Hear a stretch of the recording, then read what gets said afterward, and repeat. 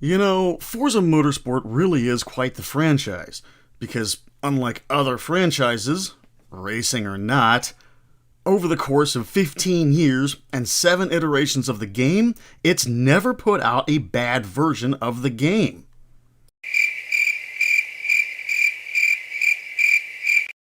Yeah, let's talk about that.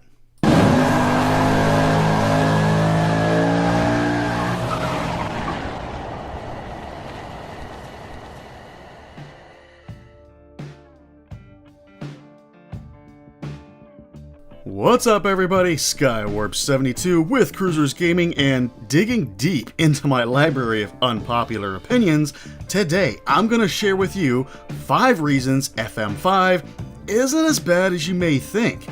Before we get to that though, if you like today's episode and want more, make sure to reach over and click that subscribe button and the bell icon to stay up to date on all the Forza goodness and real life tinkering with my cars that the channel puts out here.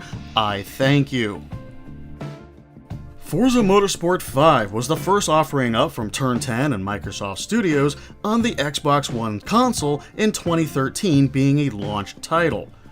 Sure, it was minus a ton of features that Forza Motorsport games had been accustomed to, so many in fact that most players hail FM5 as the best Forza demo ever to be made. It lacked the auction house, gifting cars, proper leaderboards, real life and fictional tracks that were fan favorites, player storefronts, among a lot of other things. Believe it or not, there were some redeeming qualities that came out of FM5, and that's what we're going to be discussing today. And here we go. A fresh community. If you were a Forza player through FM4, you know that competition in the game was serious business, what with the overall leaderboards. So serious, in fact, I don't remember running into very many casuals in the lobbies other than griefers. Most lobbies were usually brimming with regulars and Forza pros.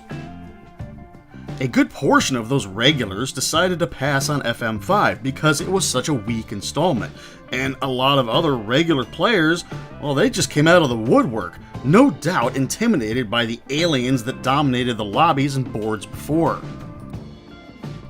I forged friendships in FM5 that are still around today. Players like Honest Dan, B-Mac Daddy, The Enigma Shoe, JJ DX24, Paramore, 5-Star Swagga, and so many more that are huge supporters of the channel now. I only retained 2 of my friends from FM4, being Leo Getz and Pissed Off Panda, which tells you that FM5 was just a friendlier environment. Get a grip. I find it kind of funny when Forza diehards cry and moan about wanting Forza to lean more toward the simulation side of things. They're the same ones that cry and moan when it comes to losing the arcade-style grip that FM4 and, yes, even FM7 has to offer. I drive race cars in real life, and I can tell you, while it's pretty difficult to portray what grip feels like from real life to a video game, FM5 has probably come the closest. 600 horsepower may work on bias ply tires in FM7, but it's not going to work out in FM5 too well, and it's certainly not going to work out in real life either. And that leads me to reason number 3. Outstanding racing. With the lack of grip came learning some major car control, not to mention cars that were built for grip rather than speed, which is pretty much how it's done in real life as well. This led to racing where it's most exciting, and that's when most of the passing is done in the corners. It's more satisfying for drivers and fans alike. Some of the best series racing I can remember from any Forza came from FM5 with the Motor Mounters crew. The inaugural series, the Miata series, was so great, I run it for an opening series at the beginning of every Forza Motorsport iteration, now with the Cruisers Gaming crew. Though nothing can compare to that first series and the action that came out of FM5. Pretty pictures. Given that FM5 came out on a new generation of console, it was only to be expected that graphics would improve greatly. However, I don't think that improvement ever gets the recognition it deserves. The graphical difference between 4 and 5 is night and day. So much so that when I got FM5, the only reason I ever put it down was for previous commitments to fellow players in FM4. Even that stopped after a while though, as FM4 looked so grainy to me it would give me headaches after playing for too long. FM5 graphically still holds up just as well, sometimes better than FM7 does.